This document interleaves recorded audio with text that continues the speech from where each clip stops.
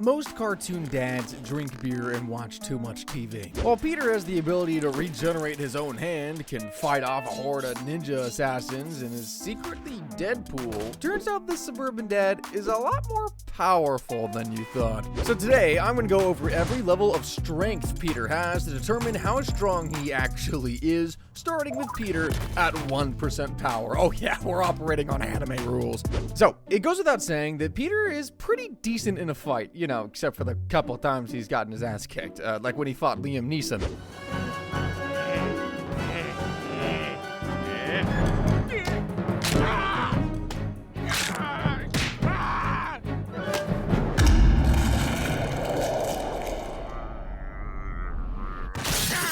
Or when he fought one of his sperm donor children who was basically a younger, stronger version of himself.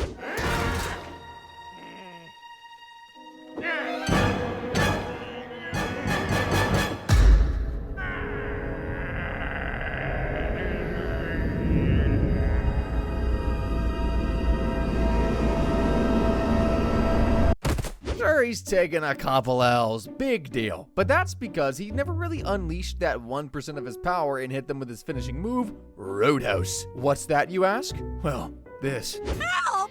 Somebody! These drunk redneck truckers are trying to have their way with me! Not while my scrotum is pressed up against my stomach in these jeans, they won't.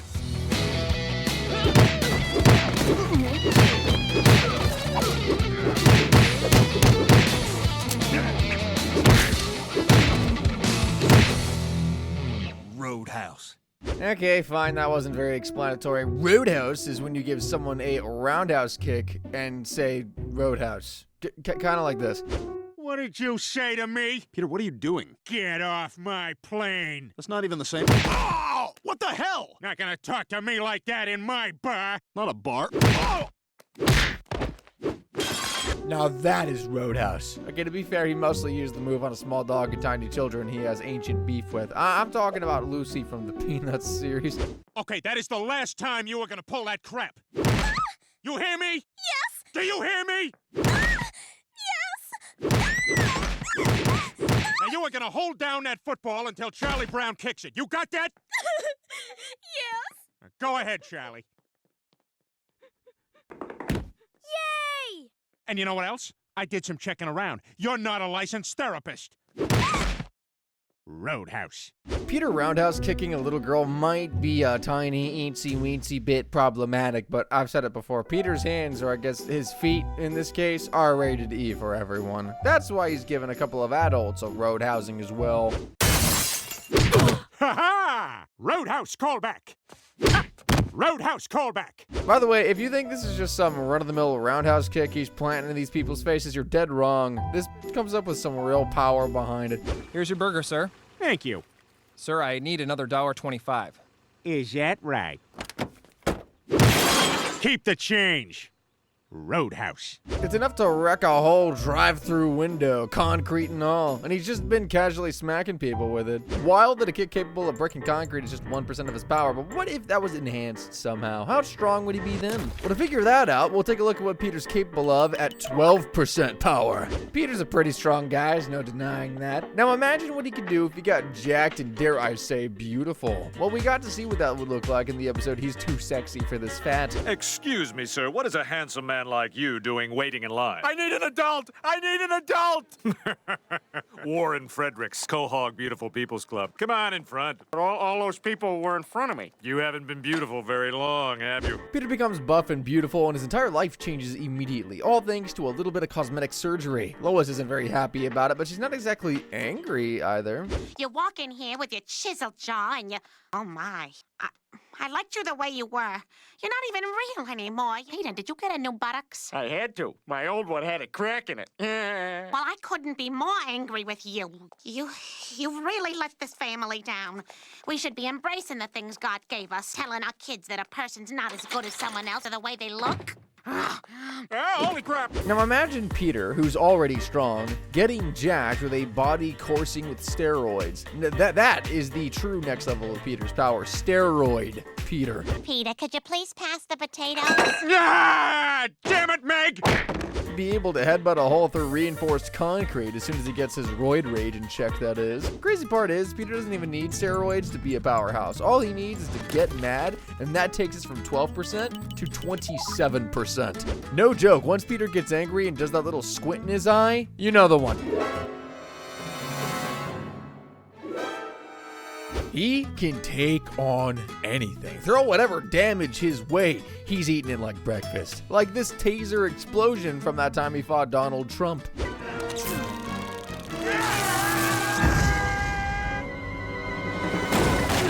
See? Just walks it off. The punches don't even slow him down. Now that is far from the end of it. Peter has taken some serious hits during his brawls, especially the ones with Ernie the Giant Chicken. Like riding a Ferris wheel straight into a building.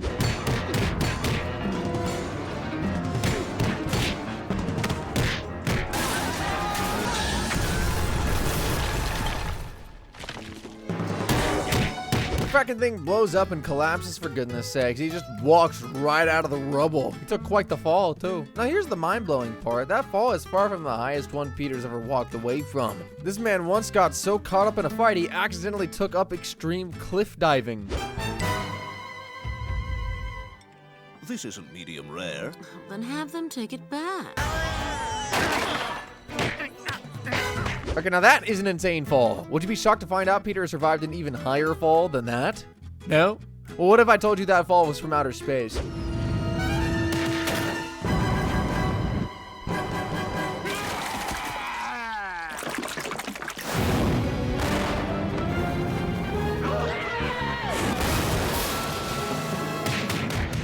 Insane, man. This man can take literally any damage once he's angry enough. Honestly, it sounds like a power set straight out of an anime. Now, defense is one thing, but offense is what you need to master if you want to really be powerful. And Peter has done exactly that. This is what he looks like at just 40% of his power.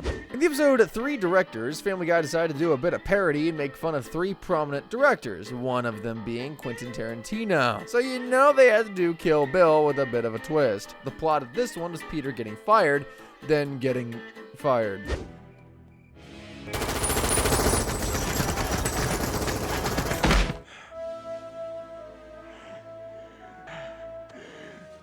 Where's my family? Dead. All of them.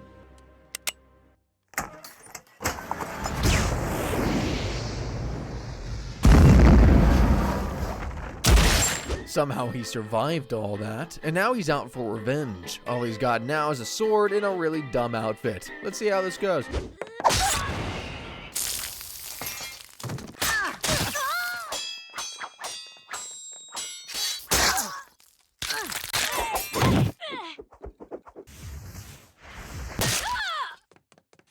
Okay, Peter's got some moves. He still looks incredibly silly though. Now back to the ultra-violent slaughter fest.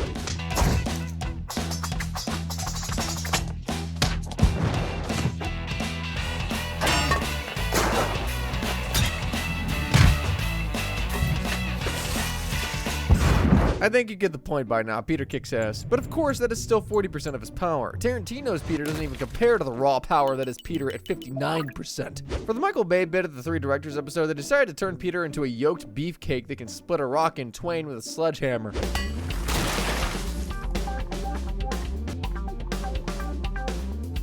This already doesn't make sense. Oh, but that's nothing. This Peter Griffin can free throw fully loaded kegs of beer over ridiculous distances. He's just that strong.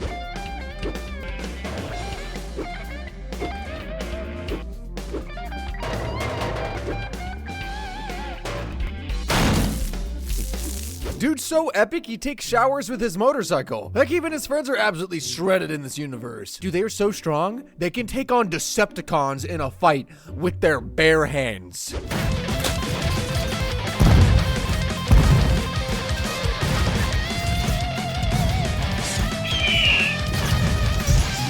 If that doesn't impress you, I don't know what will. Actually, no, I got you. The fact that Peter destroyed the Decepticon leader by shattering the laws of physics.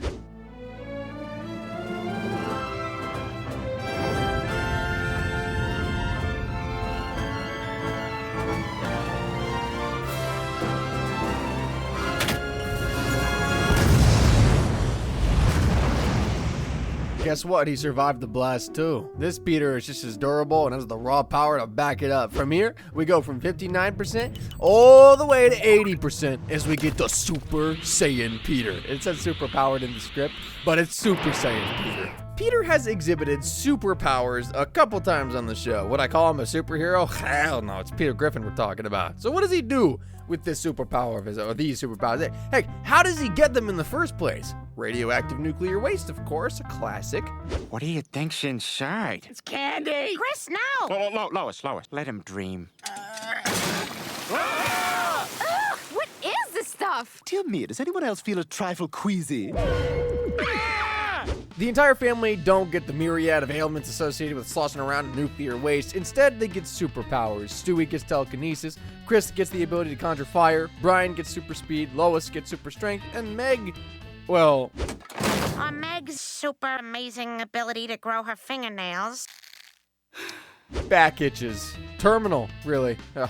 Who else are they gonna come crying to? Next tragedy aside, we're here for Peter's power. It's a pretty busted one. He can transform into pretty much anything or anyone. But of course, he pretty much uses it to just screw with people, like turning into Britney Spears to steal a lock of Justin Timberlake's hair for Meg. All right, hold still now. Ah! You'll be fine. Hey, come here. Give me a kiss. Ah! I'm Gene Shalit now. Bye! But make no mistake, Peter is capable of some serious feats. We see a shot of him terrorizing people by turning into a tsunami. It's just one of many public disturbances caused by the Griffin family of Quahog. And when the town gets fed up with the Griffin's wildly dangerous antics, they show up to flex on the town and let everyone know that they mean business. You can't stop us, Mayor West. We are all powerful. You've let yourselves become drunk with power. Silence! We demand obedience! Or else! Is that all you can do? Ow! Anyone who opposes our demands will be destroyed. You will erect a statue in the town square. Statue will depict Blair Warner admitting to Mrs. Garrett the poem she submitted for her creative writing class was actually plagiarized from a work by Emily Dickinson. We have spoken! Ah! He just walks through that concrete like it's paper. Clearly somebody forgot to tell this family that with great power comes great responsibility. Mayor West tries to stop them from enslaving the town, and he decides to do that by rolling around in some toxic waste. Why? To try and get his own powers, of course. But he forgot he's not the main character. Mayor West, you have lymphoma, probably from rolling around in that toxic waste. I see. What in God's name were you trying to prove? I was trying to gain superpowers. Well, that's just silly. Silly, yes. Idiotic, yes. Yeah, pretty idiotic, but I suppose that was enough to teach the Griffins the errors of their ways. I can't believe we let those superpowers go to our heads. Well, for now, we are going to use our powers to help you get better. Thank you. As long as I have Mrs. Garrett's giant rack by my bedside, I'll be all right. Girls! Now, yeah, sure, Peter didn't do much in that episode, but you can't tell me Peter doesn't solo. And I think you know the verse I'm talking about. Speaking of which, Peter was also Deadpool at one point. Call me Red Stool. The treatment didn't give me powers, but it did spread cancer to my anus. Just call me anus of the morning. Anus. Just touch my cheek, you leave me. Anus. Goes to music. Anus. Decapitated motion. Anus. And it was a pretty dang good one, too. But all of this, everything I've mentioned so far, pales in comparison to Peter's final form. Peter Griffin at 100%. Peter achieving Ultra Instinct was actually a complete accident, and it started with him picking another one of his many stupid fights. This time, it was with Homer Simpson. I mean, who else would he go 100% for, right? Although, to be fair, Homer did throw the first punch. Saying the Simpsons suck. Why, you...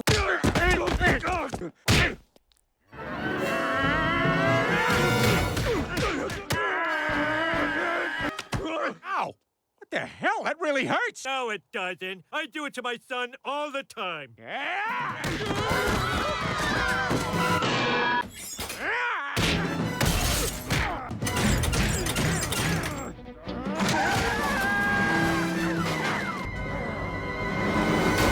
Like many of Peter's fights, they end up punching themselves all over town, leaving destruction in their wake until eventually they find themselves at Springfield's nuclear power plant, where they, of course, continue to punch each other, eventually triggering a pretty serious meltdown.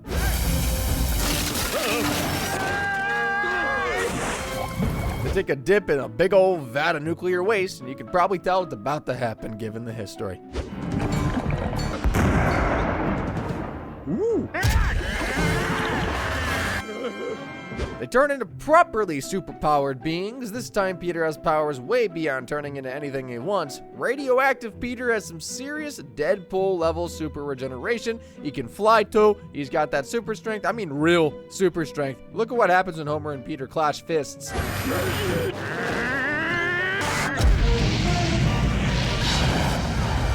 That looked like a mini tactical nuke right there. That's some power. Just look at what happens when their punches actually connect.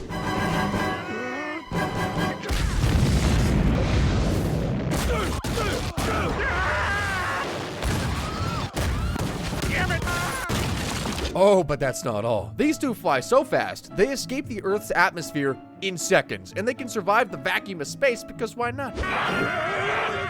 Thanks for having me.